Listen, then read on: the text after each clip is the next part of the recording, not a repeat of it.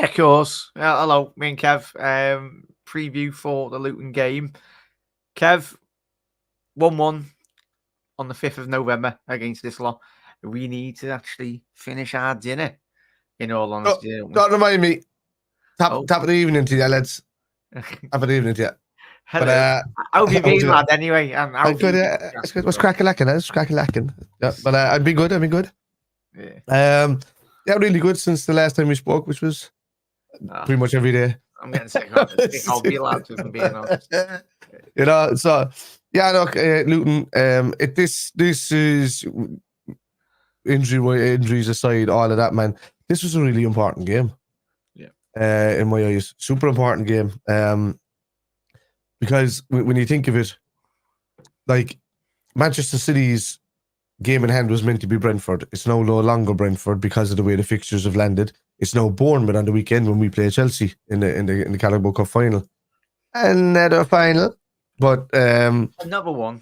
But but they gotta go and play Bournemouth, and that's a tough one for them. And you know, if you'd have said to me, would I preferred Brentford at home game to be their game in hand or going away to Bournemouth? I would have taken Bournemouth all day the way they've been playing this season. So the fact that they have to go away to Bournemouth at the weekend, because I think at the moment, just the way we're kind of Brentford are, it could be kind of a wounded animal City going after Brentford after what happened with Chelsea the other night. Now, if they can get a draw there, well and good, and then it's an even tougher game going in against Bournemouth, and they leave themselves wide open. But it's a very, very important 3 weeks for City, mainly in regards to how important it is for us with injuries as well. So it should have been more important to us, but the fact that we're getting through games even with the injuries, it's a lot. Yeah, big up Charlie, big up Scouse as well, big up to anyone that's tuning in. And as Scouse has said there, for any of the audio listeners as well, the podcasts go out live as well. So, or if you're listening or watching tomorrow, do get involved in the comments in terms of your score prediction and your starting 11. But I'd agree there, Kev, mate, as always. As Scouse has said, we can't slip up Wednesday night. It has to be 3 points, nothing less as well. Charlie, I won't be, mate. Obviously, Kev would have been going if he wasn't going to, obviously, the final next week anyway. But whoever, it's like I'll be made up even if I go one game a season. I think I'm very lucky to go when I can. But Kev, thankfully, took me 2 weeks ago, which was fantastic, and I really great game. Yeah, I really do appreciate that from him as well. And it's one of them lads as well. In the comments, it's as Kev alluded to. I think, as I said at the top of the show, that 1-1 game was probably one of the most frustrating games, as we spoke about this week in the live shows. It was a missed opportunities, Kev, and I think that's one of the main things going into this game. I think when I cast my mind back to a game of this level and magnitude, really, is probably prime Rafa Benitez time at Liverpool, where obviously we've got Jurgen, and it's very different, and we've got such a formidable record at home at Anfield, but complacency does creep in, and it has crept in under Jurgen Klopp in the fan base and on the playing field as well, and we can't allow that to happen. I want to approach this, Kev, like a Champions League final. I want us to approach every single league game, because Luton deserve the plaudits as well. Last couple of weeks, they've had some very big results. I think just looking at the statistics-wise, they beat Everton in the FA Cup as well. A 4-0 win against Brighton. That was on the 30th of January. Obviously, yes, they did get beat by Sheffield United 3-1. Knocked me out of my bloody last man standing. Nice one, Luton. But a 4-4 win, well, a 4-4 draw, away at Newcastle. Probably one of the most formidable away grounds. Obviously, only Liverpool and one or two other teams that have had a lot of success there, Kev. So, for me, in terms of the mentality, firstly, going to this game, mate, we can't allow ourselves as a whole club to really get drawn into the little old Luton, because that's what they've been branded as. And it's when you are a small team coming into the Premier League, you're fighting against the likes of Liverpool, City, and all that. But we can't really allow ourselves to get drawn into that, can we?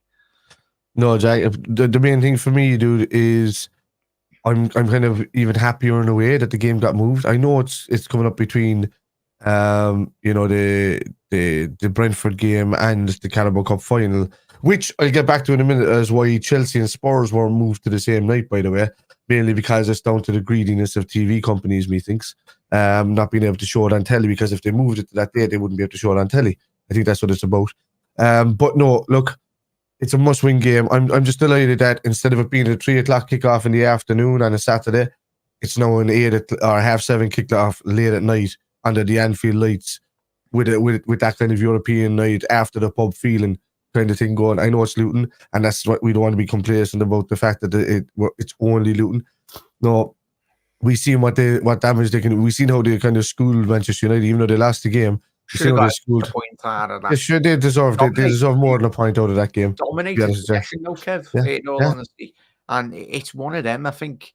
I know it's difficult when you are a team the size of Luton, but it's this notion, and it's one thing that I've been drawn into over the years when I've been doing my videos, and obviously when we've spoken to me, you, and the lads, when we spoke over the, especially this year as well, it's difficult as a football fan. Of course, you want to get in and you want to slap every team 4 or 5-0. And we're very blessed we got Jaeger in this great squad, but I think that's one of the most, if I like, in terms of sports psychology, in terms of as a professional footballer, Kevin, chat, like in terms of trying to just get into the mindset of these elite level players, because complacency does come in, I think, for any level elite sport.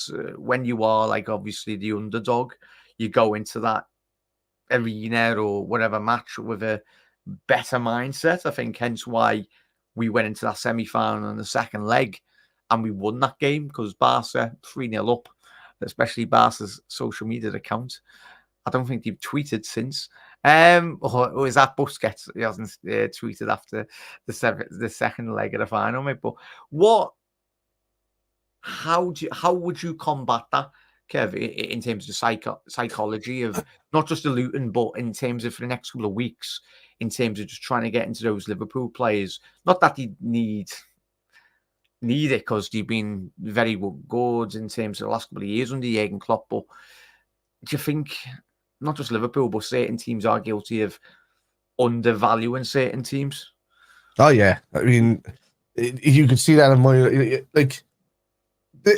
above all, I think Liverpool and it looks City are a machine when they get going, right? They can be a machine when they get going, you know. Yeah, they are, but allegedly. Yeah, but they're no, it's not allegedly. They are cheats. We know this, but at the same time, they've got. By the way, as well, the City group today. Big up now. Basic's not here, is it? One of the yeah, nuts. You see what's okay? While we're on that point, the thing that City, I think, are trying to do, because they're trying to push this narrative of being able to loan players between clubs. I think City are trying to get away from paying money for players. They're going to buy them for lesser leagues, lesser clubs, less money, all of that. And then when they build them up and get them good, they're going to loan them into City and then create a squad full of loan players. That's what it seems like they're going to do. That they'll own all of these clubs, which will give an abundance and a pick and choose of some of the best young talent around. And then they're going to bang them into one team and just test them in and out. Kind of like in a way where Barcelona B team did that for the longest time. But instead, City now have got like 20 teams that they're at their beck and call whenever they need to pull these players out of, if that goes ahead. But I know they've kind of gone against it with the vote recently, and good. Well, you just know, just don't want to dwell too much on this shower of cheating. Yeah. But it wouldn't surprise me. Their owners or the City Group have got multi-billions, and with any great idea or great industry, leading technology or company, you need funding and you need backing by corporations or by a lot of people that have got a lot of money. And we know who's got a lot of money in terms of the City Group and the owners. But in terms of going back to the psychological viewpoint, Kev, in terms of being in that locker room, well, changing room, bloody hell, not full on NFL there. But yeah, it's I want us to go and approach this game with the mentality, as I said before, the Champions Yeah, League. I want it, but is it easier said that than done? I think. Look, I think us and both City are going to start playing like we're wounded animals. City's pride took a hit the other day, but the difference with them is that when they get these kind of results and it doesn't go the way, they tend to throw their prams out of the and their ties out of the pram. I mean, see the way that Rodri was acting, talking about see the way that Haaland was acting, pushing away the camera and all of that. Now, I get something's happening in his family recently in his last Instagram or something like that. But when you're on the pitch, you're under the spotlight, you're representing the club. If you're not in the mindset to be able to pay for the club, then don't play for it. Take the time off. Do what you need to do. Do what Conor Bradley did and come back when you're ready to come back. But you don't put it on display for the world to see and then, and then spank the world for looking at you. It's just, it's not a way to go. But anyway, the mentality that is there is that they have a different type of Uno. They need to catch up. They need to hope that we, in any way, shape, or form, slip up in the league. We learned a lesson at Arsenal. We now have a lot of injuries that we're dealing with at the moment, and it's our turn to deal with them at this point in the season. A couple of them you could get over or get away without. As good as Curtis Jones has been, you could miss him for a game or so if you've got Alexis McAllister to play in that position with Endo behind him. If you have... It's very different considering like the centre-back positions as well. I think if we were having centre-back injuries or even Alisson out, but crazy, we got Kelleher injured, then what you'll... Kelleher's been fantastic the last couple of weeks. His saves have been phenomenal. So, he's been great. He's done the job really, really well in there. Yeah, if we had centre-back issues or something like that, I'd have a problem. We now have Super Joey Gomez, who couldn't have stepped up to the plate at a better time this season to play the James Milner role, which is jump into every position he's needed without getting an injury, by the way, just the odd knock or something like that. But if Konate was to get injured, no, the thing about Konate is Konate needs to play a consecutive number of games to stay at his top peak. But we don't want to put him into the ground, no. Yeah, that's the problem. So we need to be able to do it where he only misses one game, maybe, or comes on for the last 20 minutes, still gets a little bit of game time. We can't be, well, by the way, we can't be running him into a brick wall. No, but he seems to be able to do it, and that's the thing about Joe Gomez. Joe Gomez was never really injury prone. He just got horrific tackles on him or broken bones or something like that. He never really had muscle issues or anything like that. So he's always been a fairly fit young fella. It's just that, two broken legs, one by Raheem Sterling and Ben Mee was the other one. And at that time, and reoccurrence of that healing, that one to heal, that was the issue. And people just thought he was just constantly getting injured, but it wasn't. It was the same injury, just wasn't healed properly. And with the broken bone. But look, we need to go into Wednesday night like it is a cup final. As you say, there's 13 cup finals left to play. We got to be in the right mindset. Whoever comes out in that pitch is going to want to play for the badge foremost, and is going to want to play for position. Who's going to want to impress the future manager. There's going to be outgoings in the summer with the changeover Klopp. People are going to take that opportunity to jump ship and not have to work as hard to stay there after serving their time. Some people we're going to want to cash in, and some people to be able to go over and fill the team. So we'll get into that in a minute with John's question, but it's for me, we need to get at them on Wednesday, and I mean hard. Treat them like we were going in against Manchester United or Man City on a Wednesday night game, like tenfold. Finish the game early and get it done, because they'll come back into the game. They like having possession as well. Not just for this game, as well, chat. I think that's one aspect. I think the one aspect of when I think in terms of the Liverpool of the Jurgen Klopp heavy metal beginning of Klopp's era at Liverpool was gun-ho, but leaves massive gaps at the back. But I think in terms of when we won the league, I think it was absolutely amazing. I think our record defensively was absolutely exceptional from a defensive point of view, i.e. Gomez and Virgil van Dijk playing huge roles in that season as well. But it's very much transitioned from that heavy metal football in the early years of Klopp to now a lot more of a very much possession-based. And it's quite surprising, and we'll probably do shows more in the future as well. But me and Kevin, when we spoke over the last couple of weeks, when we had the news of Jurgen Klopp's departure at the end of this season, that in terms of a football and philosophy, in terms of a more possession-based team, and we were like, hang on, we're transitioned at the back end of last season to a different formation, inverted positions here and there. And we were like, interesting. We thought Jurgen has changed, or he's changed his philosophy or something, but it actually makes sense, especially if possession-based manager. He's Spanish. He loves possession. Pep Guardiola. They all absolutely love having possession of a football, in all honesty, as well. But for me, it's going one. It's mirroring very much hand in hand, having Xabi Alonso's style of football that he's doing at Leverkusen this season, and then I think it's a passing of the guard or passing of the torch, really, from Klopp to Alonso or another manager that has a very similar possessions-based style of football. So he's doing very similar to what he did with Klopp, where Klopp kind of almost invented the new kind of roles that Robbo and Trent were at their peak at for 3 or 4 seasons at a time there. But instead of doing that and worrying about their defensive duties too much, he just banged in an extra defender and then played 3 at the back. No problem. And he banged in an extra defender in there, and then just said, right, well, these guys that we know are good as attacking wing backs are probably better suited to not have to defend as much, only when needed. And I've been saying that for a long time about moving Trent up to that right hand midfield role, and almost playing the role of what a Beckham or a Ryan Giggs would do on the other side for the longest time. If you think of the United teams of old, they used to play those 4-4-2 roles. That can be incorporated into this type of football as Xabi Alonso plays. That's if he comes. Like we don't know who's going to come in the summer. We're all hoping it's Xabi Alonso, and we're hoping that's what happens. But the formation, they sit there in a 3-4-2-1 formation, which is different to Klopp's, but also very similar to how the box formation works for Klopp's thinking. So it won't be much of a changeover, I think. Yeah, sorry, I have to go there. Right, and chat.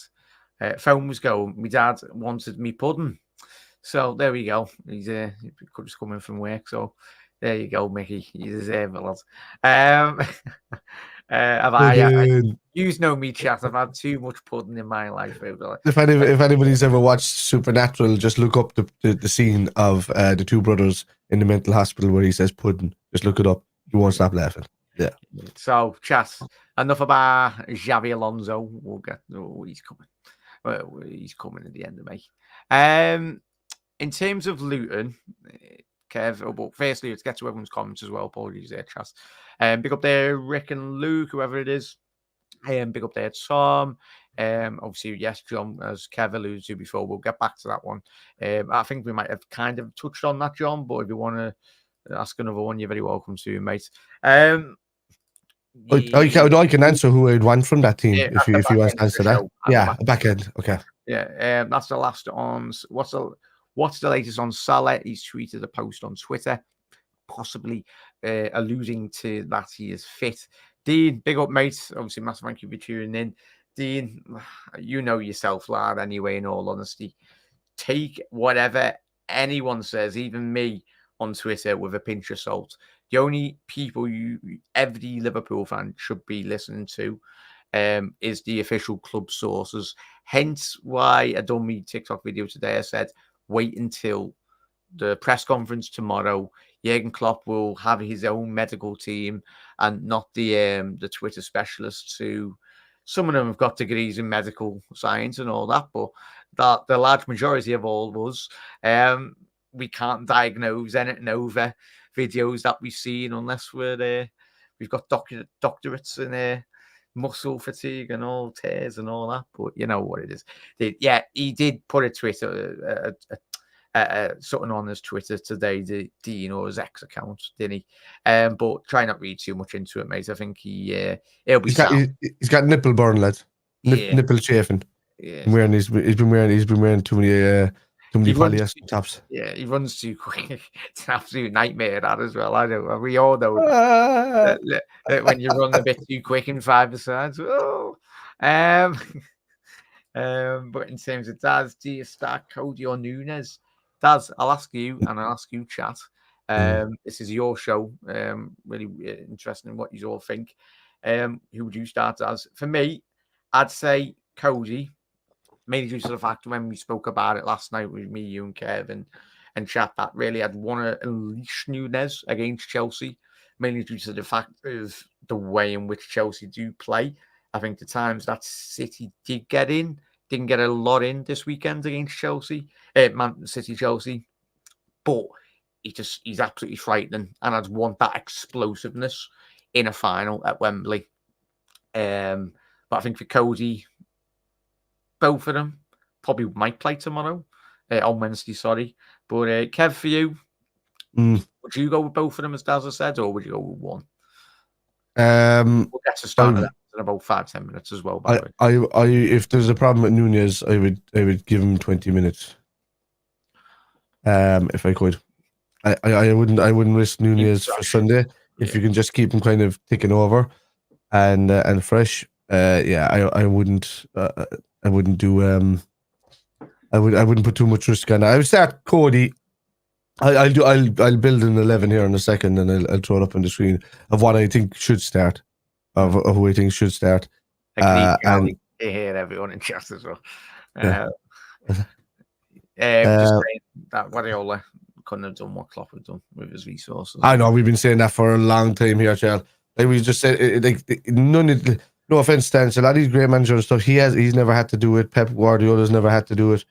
Where they've taken a team from like a lower league, brought them up, and then or taken a team from bottom of a table, brought them up, and then won a league with them.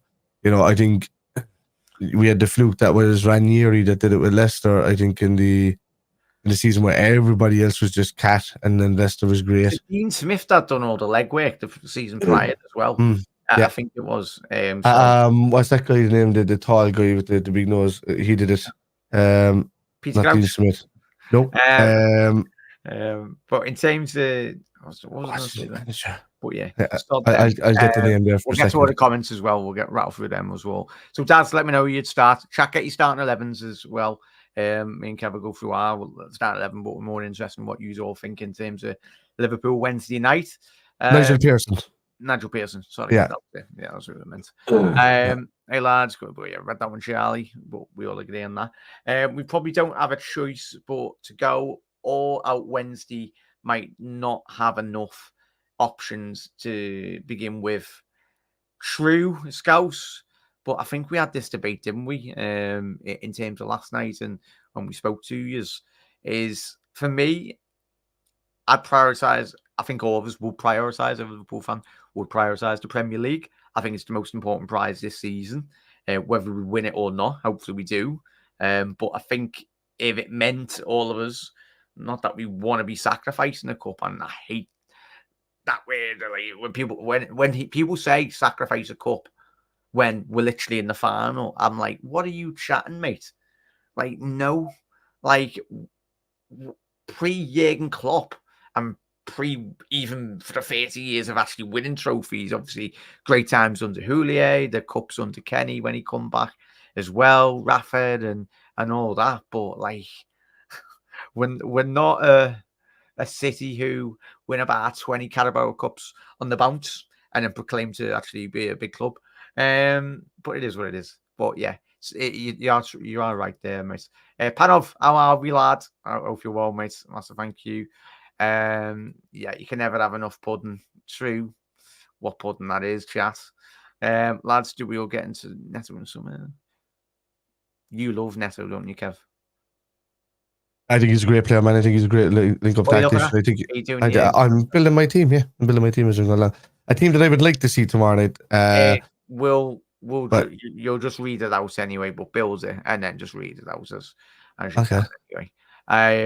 But yeah, I'd love Neto, Charlie.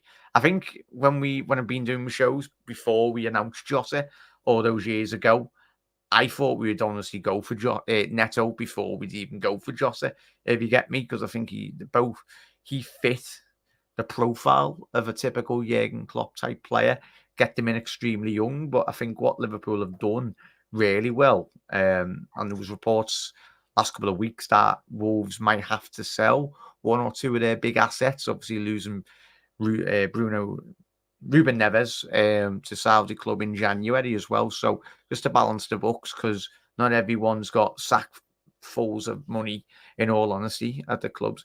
You do have to function as a club and not just sell oil to get your money. So it's going to be one of them, Charlie. I'd love him. I'm pretty sure, even without asking you, he's a hugely talented player that I think if Liverpool did get him in the summer, or whoever would get him in the summer, would massively get Everton. Very two-footed, but he's still at a very young age that he's got plenty of years ahead of him to develop as well. John, I guess, do you think Kelleher will leave? No, I don't think so, John. I think we spoke about that last night, John. I think he's got big shoes to fill at Liverpool. And I think in terms of Liverpool, Kev, just a quick one on that, what John said. I think if we were to lose him, it put Liverpool in such a much worse and a weaker position as an overall squad as well. Because like we spoke about, was it last night or the night before? I think for me, Kelleher could easily get into anywhere 10 downwards in goal for the majority of the Premier League teams. Yeah, no, I don't think, Kelleher's going to see a lot of games. I think, if anything, Adrian might move on. If we're going to really start developing some younger goalkeepers to come up behind Kelleher and kind of creating the next Kelleher, because even if he doesn't move on this summer, he might want to move on the following summer. If we're playing Champions League football, unless the club is playing like also in the Champions League or Europa League or something like that comes in for Kelleher, I can't see him kind of moving. I know he's been asking a couple of times, can he go, or is there going to be much game time? But he's seeing it, and you can't just kind of like jump onto the scene and then expect to be instantly in a team when you're behind a goalkeeper like Alisson. And just because you get a game run of 4 or 5 games, don't expect to think that when the best goalkeeper in the world comes back that you're going to keep the position over him. Because if you're keeping the position over him, then you're outplaying the best goalkeeper in the world. And that's just Kelleher's dilemma as it is at the moment. But if you go elsewhere, you've got a lot more pressure on you to be that number one. Does he want it? Is he ready for it? I don't know. We'll soon see, but he won't be let go cheap. I can tell you that straight away. And with that, if he decides to, if Adrian is staying around next summer again, then you might have a feeling that Kelleher might be moving on. If you see that Adrian is going to be leaving, regardless of what manager comes in, then you might think that Kelleher might stay on just to see what the new manager is going to bring or what the new signings is going to bring. 100%. We'll quickly get back on track I think, but chat as well. From my point of view, I get very distracted, but it doesn't matter because chat, you are the most important people, and Kev as well, and people on the panel as well. This is why I need you all to really stay on track, because I do chat absolute major one half of the time. But in terms of your Fraj, I think we win 3-1. We'll score. So happy days, lad.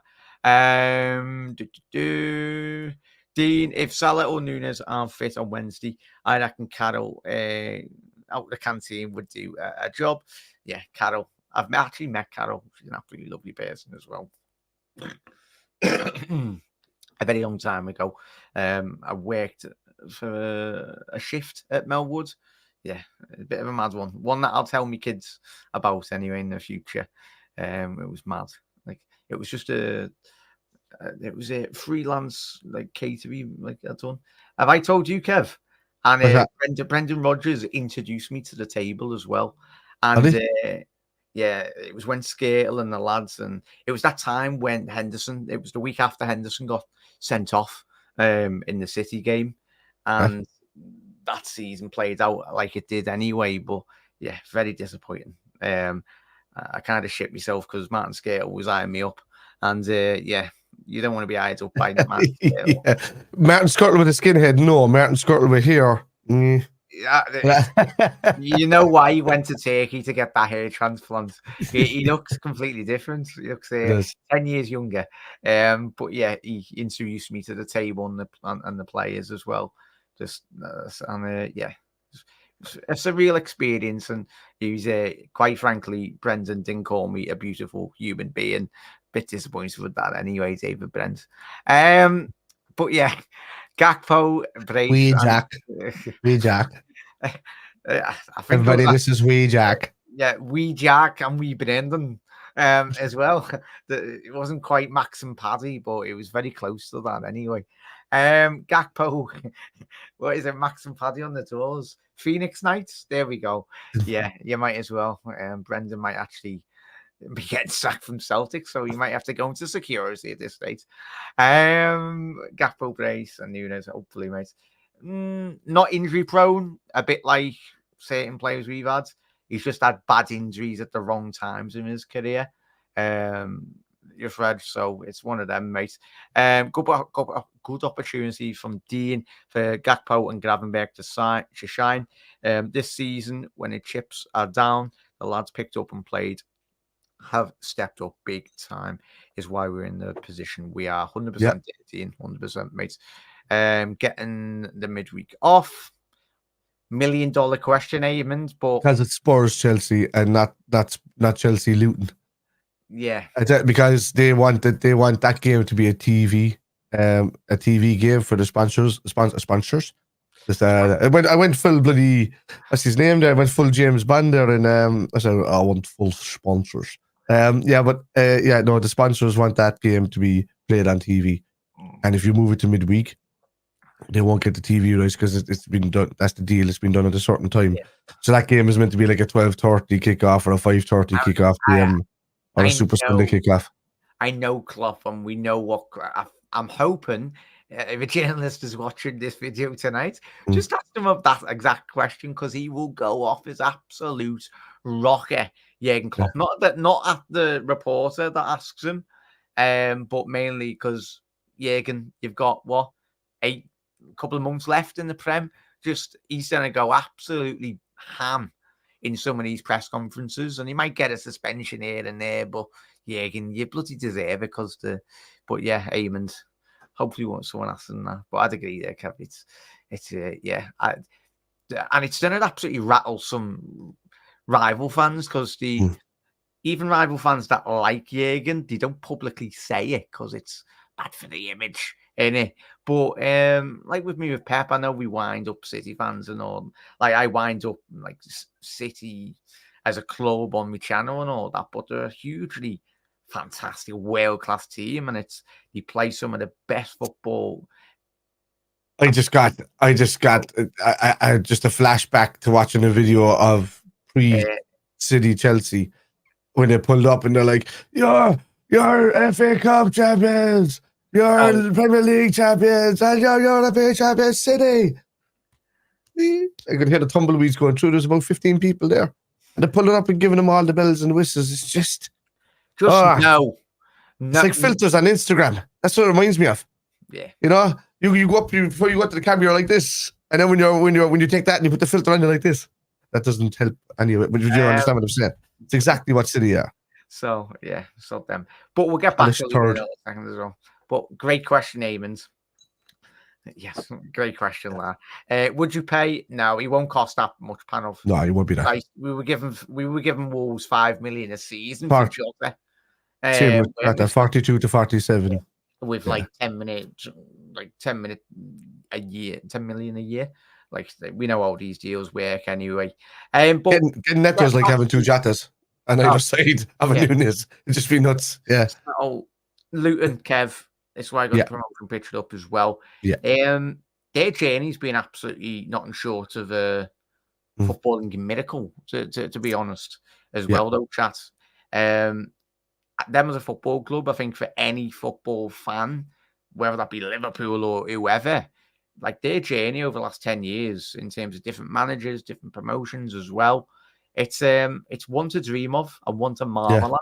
And I think if they were to survive this season, it's certainly going to be up there with one of the biggest achievements that we've seen in the Premier League. For me personally, in the last 10, 15 years, obviously Leicester being the pinnacle of the Premier League for me in terms of their story and how magical that was. But Luton, the resources that they've got, well, lack of resources might not be had. But what have you thought about their rise in the last couple of seasons? I'll add another one into that for there as well. If you ask Jose Mourinho, he'll tell you it's the same as post-Ferguson getting Manchester United to a second place finish above anybody else. It's just one of these miracle things that happen because everybody else is crap at the time. Yeah, but Right, so people criticised him then when he was actually talking facts. But he was talking absolutely. He's seen it coming. Yeah. I like Joe's. Do you know what? Just for the sake of the shithouseries, I don't want to say it out. I would have liked to see what he could have done with the Liverpool team at that time before he went to Chelsea. If he came to us, well, we had Rafa, and he was very defensive minded. So I think at the time he could have done the job. I think Jose became defensive minded. At the start, he had a team that really played like a lot of possession based football. I don't know why he changed to defensive minded. Maybe because the latter Chelsea wasn't that great that he had before in his first 10 years, so they became very park the bussy, and the United team that he got were similar. Wait, what? Park the bussy. Excuse me. That says words. That's words. Words. So Cole makes the sound something different. Yeah, I guess you mean. Yeah. It's in terms of obviously they're getting beat by City 2-1. They were very unlucky on that day as well, though, Kevin Chat. In terms of, as we already alluded to, some of the results, but in terms of Rob Jones as well, I think it was rightly that we do. Speaking about Luton, in terms of Rob Jones, great right back. We've seen in terms of teams when they've come into the Premier League and they get 10 games into a season and they panic and then sacking the manager. I think, as I just said there a couple of minutes ago, if they are to stay in the league, I think it's detriment to Rob Jones as well in terms of staying into the Premier League. What have you thought of the way in which he approaches? Well, he's gung ho at home. That's the thing. So at home, he's been very, very good with the team that he has. You know, Luton have been hard to get at home, but they're very beatable away. Some of the worst. You know, it's a good thing that we're playing at Anfield, is all I can say on Wednesday night, because I would not want to be going to Luton. Seeing about an absolute nightmare. Yeah, I've literally got it on my notes. Who like that, Kev? Is that why you were looking at the Bob Jones? I said I turned on and said, yeah, great right back, because I realised what you said. Yeah, so, this is why I need. I think Jack got what I meant, because you're the same, man. He calls Andy Robertson Robinson sometimes, so it's just Jack things that happens. But nice, it's that's who it meant. But no, Rob. That's why I turned on and said straight away a great right back. I didn't say Rob Kardashian or something mad like that. So I was in the football sphere. Just, but and I actually, funny enough, Scouser's comment down below was the song that was playing through my head when I said "Park the bussy on the left hand side." I say "Park the bussy." That was going through my head in the tune actually before I read that comment. But anyway, look, Liverpool's one of Liverpool's greatest ever right backs is doing a great job at Luton at the moment, and. Look, he's Rob's doing a great job there. With him at home, with them at home, they're a hard team to break down and beat. They like to control the ball. They're not afraid to come at you at home. The difference is away, they haven't adapted on how to get away results, and that's, I'm hoping they don't. I don't want them to adapt this week. I wouldn't mind if they adapted later on in the season. And I say one thing: I like the club and the whole lot. The fans, on the other hand, they want to. They want to be learning a bit of the way they were with Liverpool at the start of the season and earlier in the season. They were disgusting. Just football in general, really, and in terms of even sections of our fan base certain moments as well. I think every football, it's the tribal nature of football that has been around for 100 and bloody odd years of history. The sad side that we all see from certain sections of football teams that needs to be eradicated, but. Hopefully one day when the I don't want to punish the club themselves for the state of some of their fans, the way they were chanting stuff that day when we were playing them. But the club itself as a story has been brilliant. So fair dues to Edwards for doing what he's doing in the Premier League. I think out of all of them, they've played some of the nicest football out of the teams that are like at a threat to go down. It's dreaded though, Kev. Like, how many times have we seen how many times have you seen teams come into the Premier League and then completely change their adaptation in terms of the way they play? I think sometimes it should get applauded, but sometimes you're like, oh, like really? But I think they've done extremely well in terms of if they are to go down this season, they will extremely come back up straight away. A bit like Norwich or Watford, but I think their squad and like the infrastructure as a whole club collectively from top to bottom in terms of the way they thought about it, Kev, is if they go down, but in terms of buying players that were top tier in terms of in and around the championship, middle to in between there. Like the marvellous Macamba, obviously from Aston Villa. I think he's been an absolute stellar signing for them, obviously getting them promotion, helping them get promotion. So little players like that allow a team like Luton that bit more Premier League experience, but not necessarily breaking the boundaries of obviously FFP and all the regulations as well, mate. So they've done it the right way. I mean, the best thing that a club that's coming up, you do get money like that, and it's great that you can spend it, and it's money that clubs like some of these clubs have never seen in such a long time. Like Forest, when they came up, they spent an absolute fortune, and that's the reason why they're getting investigated as well. You know, is because they brought in like 20 players in one window or something like that. Was it what it was? That's why it's unfair on like Luton as well. They'll have great point to raise it. So like teams like Luton and Evan. But teams down there that are doing well. Yeah, and the having to spend within their means, really, innit? So look, the thing is with the result tonight, I think Everton needed to win that game tonight against Crystal Palace, especially because there's pretty much a 5-point gap between them and them now, and that means Crystal Palace have kept themselves at bay, whereas Forest are slightly in danger of dropping into that position. Brentford, on the roll that they're on at the moment, are in danger of dropping down a bit into that position. Luton on the 4th of May, by the way, miss and Chas. Yeah, that's the third to last game of the season for Luton. So and that's a home for Luton. So that's like Bournemouth were doing so well recently until they played Liverpool a few games back. When they played us a few games back, since then they haven't won a game.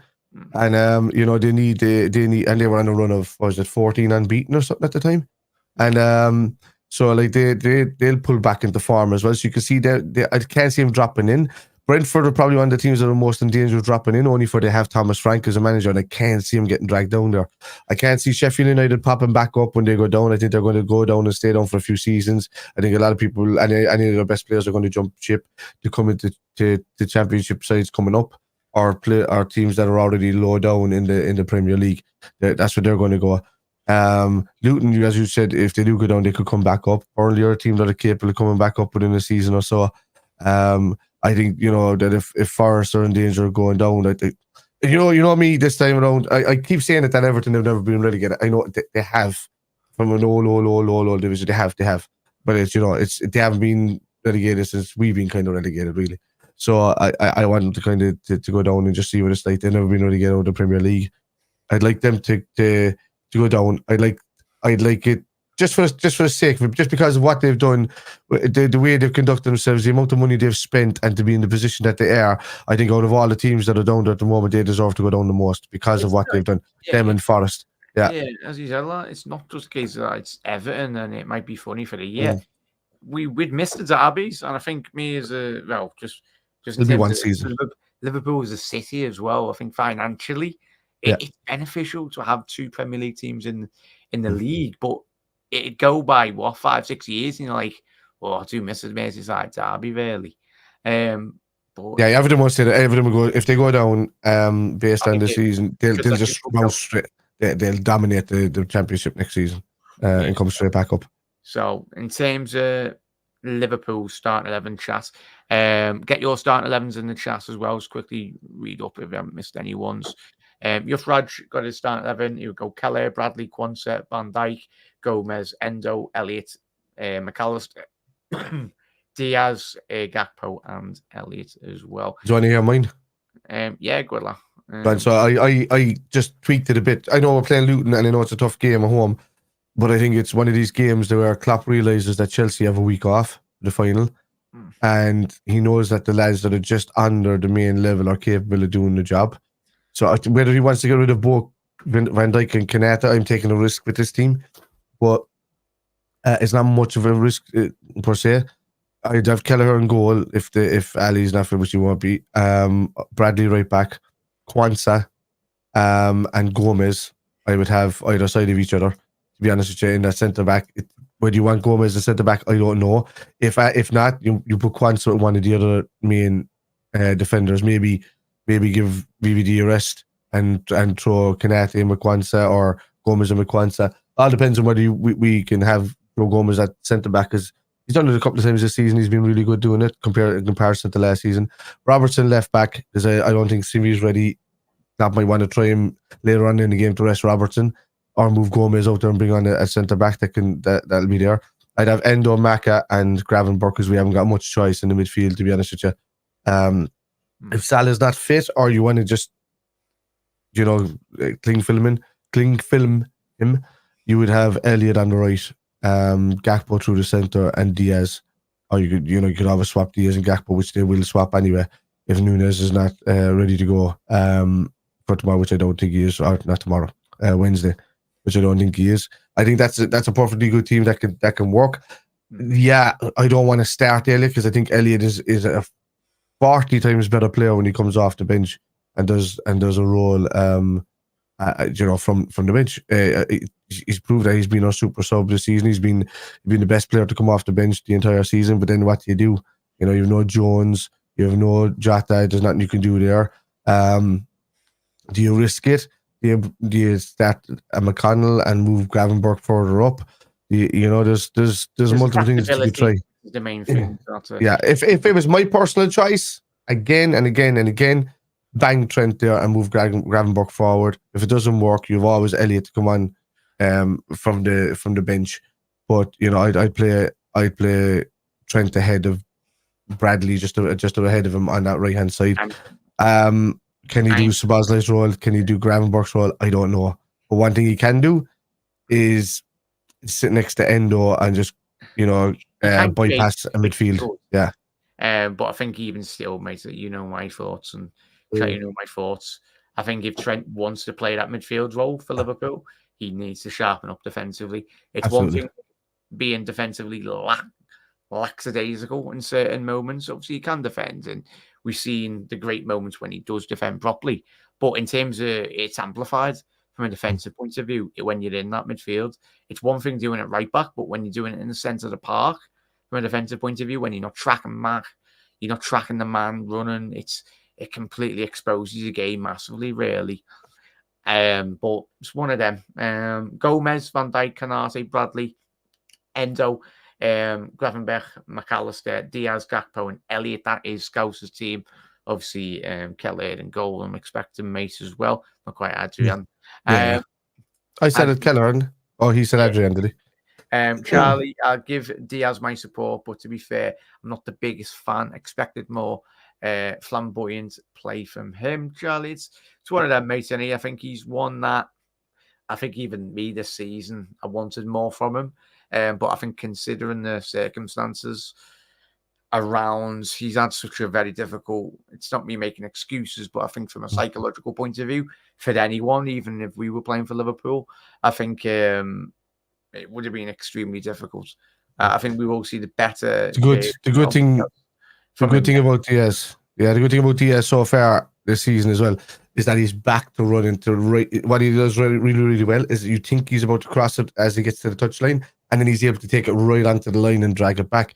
So he started doing that again in recent weeks, and it's improved our game. It's opened us up. It's caused a couple of goals as well, or it's caused us to get a couple of goals as well. So more of that from Diaz.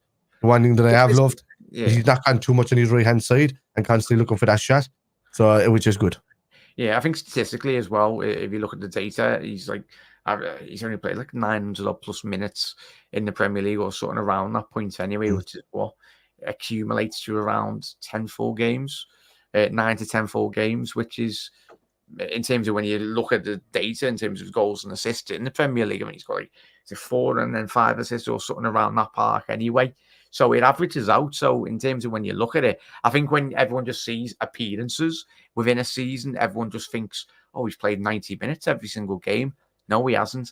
But I think in terms of Diaz, and I think the whole overall output, it's not like Mane, where Mane is the key main left winger in the team. I think with this new Liverpool team, post Jurgen Klopp as well, you're looking at hopefully having it like 5 world-class attackers. You look at Núñez, Salah, Diaz, Gakpo, and Jota.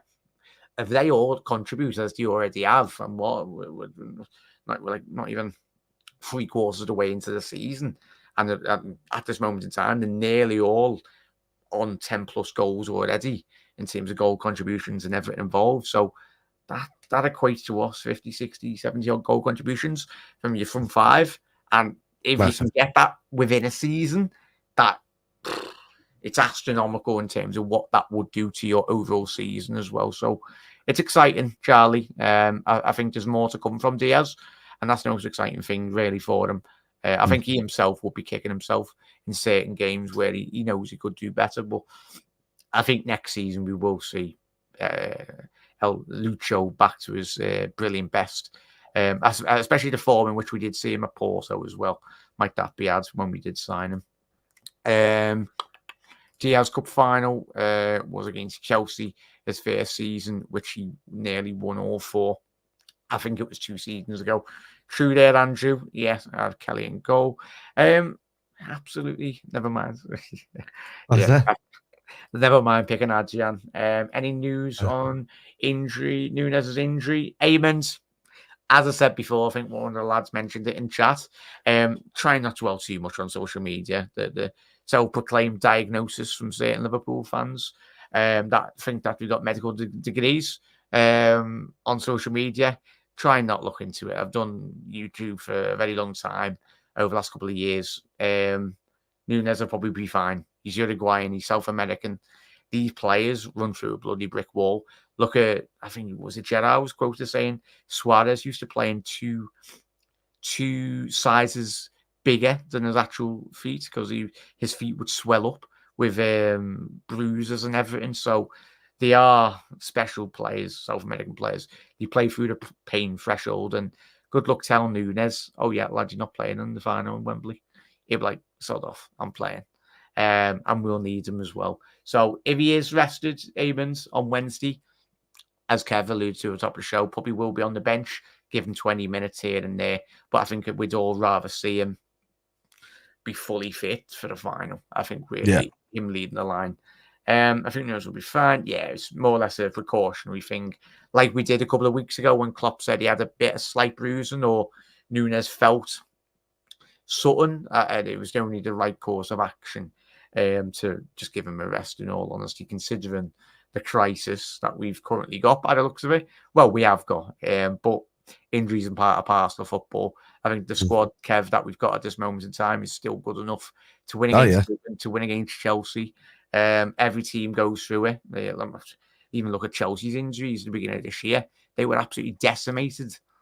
But it's our time at this moment in time to suck it up and soldier on through. Because if we do come at the end of May and we've won a couple of trophies, then fantastic. Yeah, like you look at Szoboszlai situations, I mean, they're brilliant midfielder and stuff like that. But sometimes when Elliot comes on and he's there with a ground worker, he's there. Sometimes the football is even silkier. You know, the passes around, the 1-2s, they've got great feet, so they're able to do it. It's just that sometimes they're just not as clinical in front of goal as some of these other guys, and that's where the balance happens within the team. So, look, this team is more than capable of beating Luton on Wednesday. Even the team that I just put out there that I was talking about, that'd be Liverpool's third or fourth choice team, to be honest with you, but it still should do the job.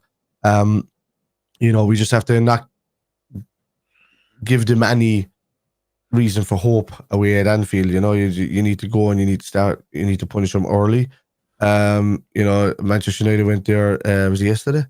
And they went there yesterday and they scored 2 early goals, but then, you know, lost the game completely for the rest of the game to Luton, who should have went on and got a draw. That's not what you want to do at Anfield. That's at Luton's ground. We go ahead in Anfield and they don't get back into the game. You know, if anything, they open up even more and we punish them a bit later on. And that's the way it is for me. I think that if we can get on them early, because Liverpool's most dangerous times really are from the 30-minute mark to the 42nd minute mark, and from around the 58-minute mark to around the 72nd minute mark for scoring goals, and then the last 10 minutes we're lethal again on top of that. So yeah, we're deadly around these points, but lately we've been starting to bring up the percentages of scoring early in the first 12-14 minutes.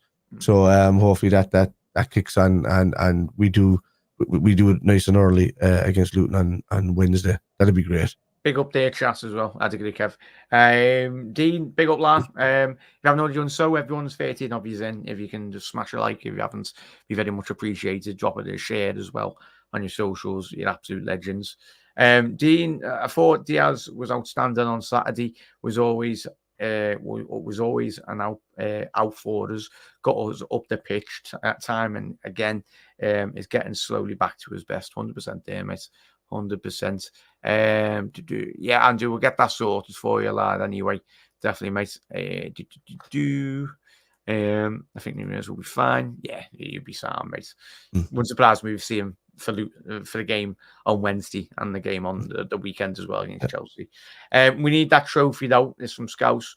If we can guarantee silverware for that final bus parade, then 100% grab it now as well. 100%, mate.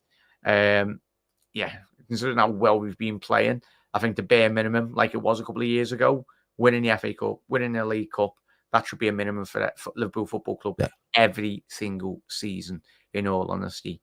And don't let the expectations drop as well. But I think as a fan base as a whole, we are understanding certain seasons where it's not like the 90s where we were rubbish, in all honesty. So it's one of them.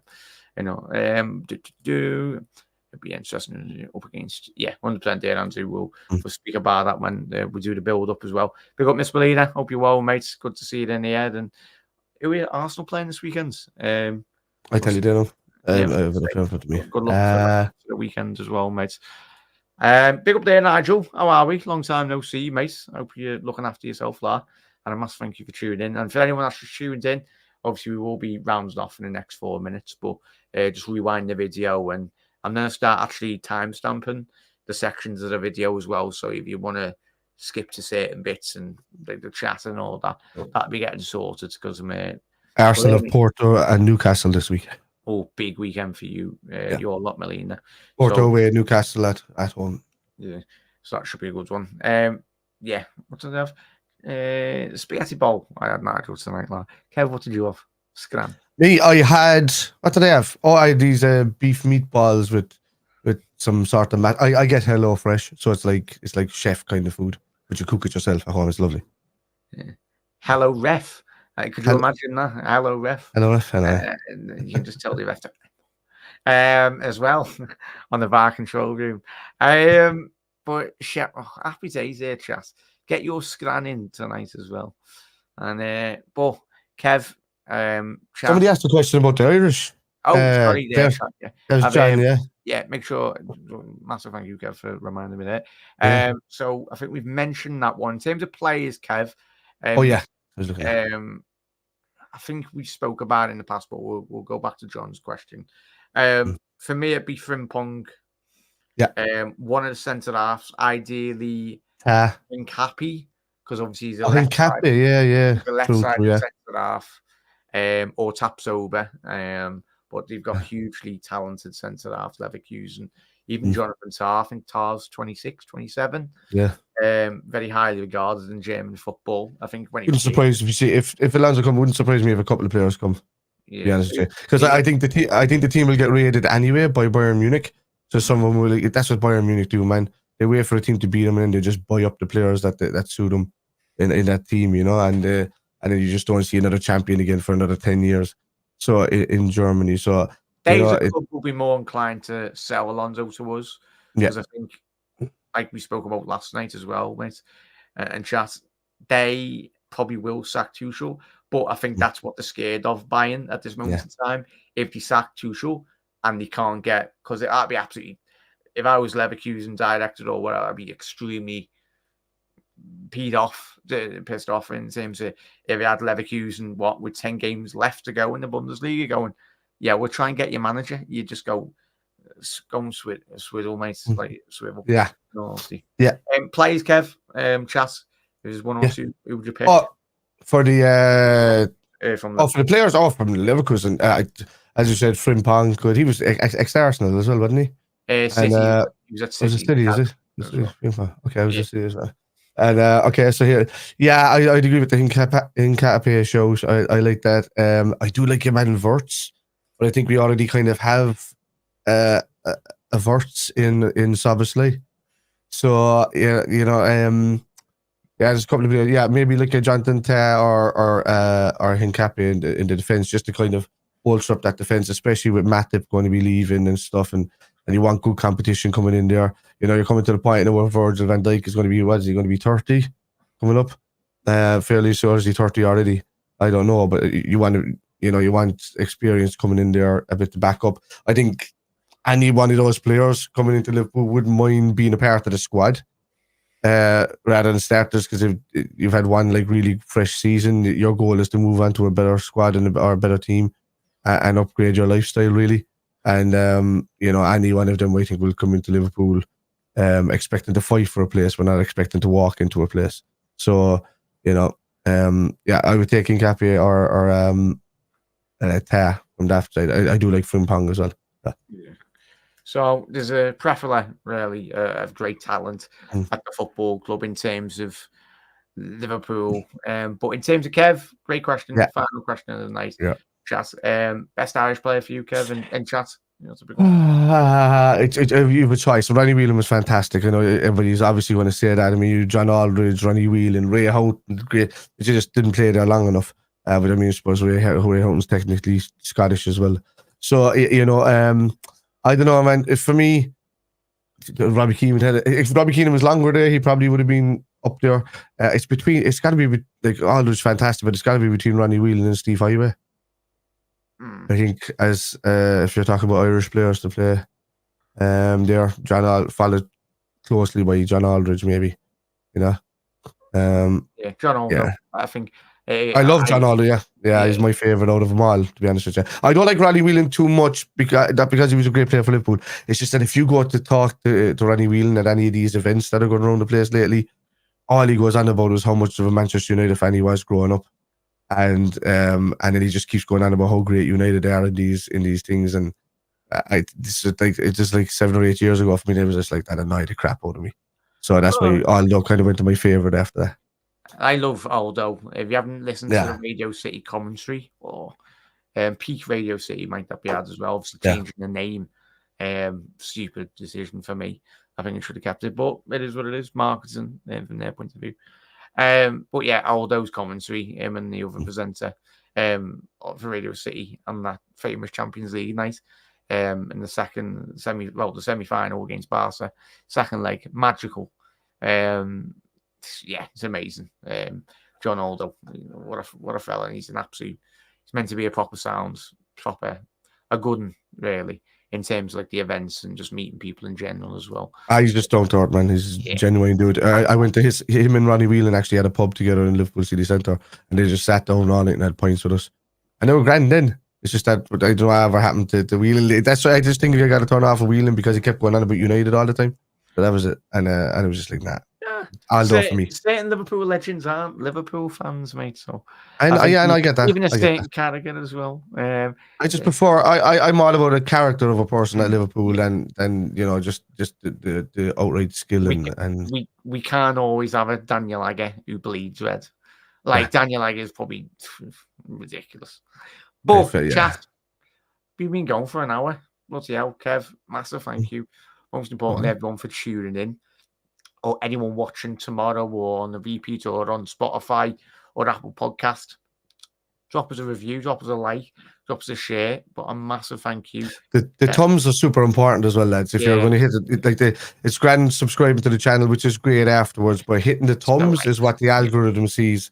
And if you hit the thumb, whether you like us or hate us, even pointing it down or pointing it up does the same thing. It gets a scene. So there you go.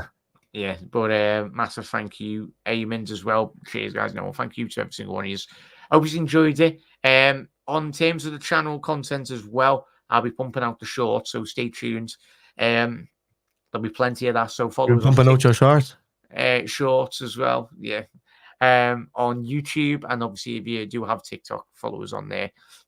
There'll be plenty of content coming out and that as well. But Reds and obviously any rival fans that are just chilling in the comments, look after yourself. It's going to be a big game on Wednesday night.